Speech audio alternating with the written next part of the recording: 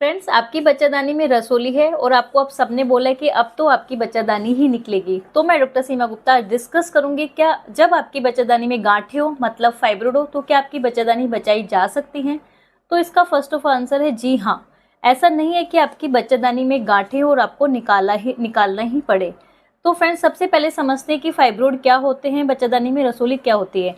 आप देख सकते हैं कि जैसे ये बच्चादानी है, बच्चादानी की दीवारों में ऐसे अगर गांठ हो जाती है, बच्चादानी की दीवारों की गांठ को मतलब एक बेनाइन ट्यूमर बोल सकते हैं उसको, जो बहुत ही कॉमन टाइप का होता है, वो फाइब्रोड होता है। जो आजकल काफ़ी हमारे पास पेशेंट आ रहे हैं, 10 में से 4-5 पेशेंट फाइब्रोड के ही आ रहे हैं।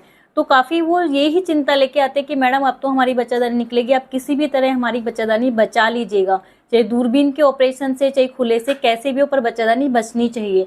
क्योंकि मोस्टली ऐसे वाले पेशेंट्स यंग एज में आते हैं, 20 to 40 एज के बीच में आ रहे हैं, जिनकी शादी नहीं हुई है या शादी हो गई है तो अभी उनको बच्चे प्लान करने हैं।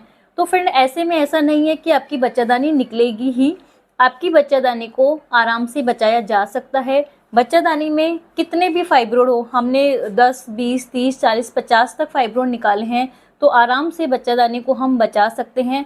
और आजकल जो ऑपरेशन हो रहे हैं वो बहुत ही आधुनिक तकनीक जैसे 3D लेप्रोस्कोपी से हम लोग करते हैं, जिसमें कि हम सारे फाइब्रोड को देख देख कर आराम से पूरे निकाल लेते हैं।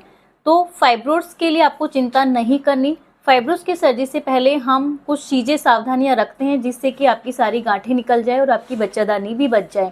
सबसे पहले हम जब हमारे पास ओपीडी में मरीज आता है तो हमें फाइब्रोड देखने होते हैं कि कितने हैं, कहाँ पर है। तो उसके लिए हम एमआरआई या एक 3D जो सोनोग्राफी होता है जिसमें सारा फाइब्रोड का मैपिंग हो जाता है। मैपिंग का मतलब होता है कि फाइब्रोड्स आपके 4 हैं कि 5 है और कौन सी दीवार में, आगे की दीवार में है, पीछे की दीवार में है, कहाँ कहाँ पर कितने फाइब्रोड्स हैं, मतलब कहाँ कहाँ पे वो बने हुए हैं, जिससे हम अपना सर्जरी का प्लानिंग करते हैं कि आपका सर्जरी हम कैसे करेंगे। कई बार पेशेंट, अभी हमारे पास पेशेंट आया, उसके 9 मंथ जितना प्रेगनेंसी था उतना उसके फाइब्रोड आ रखा है। तो ऐसे पेशेंट्सों का भी हम दूरबीन से इलाज कर देते हैं।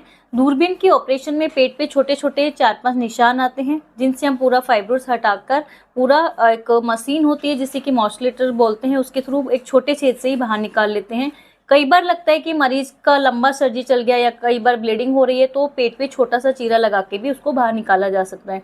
तो हम फाइब्रोड्स को निकालकर बच्चेदानी को आराम से बचाया जा सकता है। उसके बाद आप आराम से प्रेगनेंसी प्लान कर सकते हो। 2 से 3 महीने का गैप देना पड़ता है, पर आराम से आप प्रेगनेंसी हो सकती है, आपको प्रेग्नेंट हो सकते हो, बच्चा कर सकते हो। तो फ्रेंड्स, आपकी बच्चादानी में गांठें और अब आपको चिंता हो रही है कि अब तो मेरी बच्चादानी ही निकलेगी, तो ऐसा नहीं है। आप हमारे यहाँ जयपुर दूरबीन हॉस्पिटल में आकर अपना 3D लेप्रोस्कोपी से अपना इलाज करा सकते हैं। आपकी बच्चादानी 100% हम बचाकर देंगे और आप इसके बाद अपना प्रेगनेंसी भी प्लान कर सकते हैं। फिर भी आपके फाइब्रोड से रिलेटेड कुछ क्वेश्चन हो तो आप हमें कमेंट बॉक्स में कमेंट कर सकते हैं, हम उसका आंसर जरूर करेंगे। Thank you.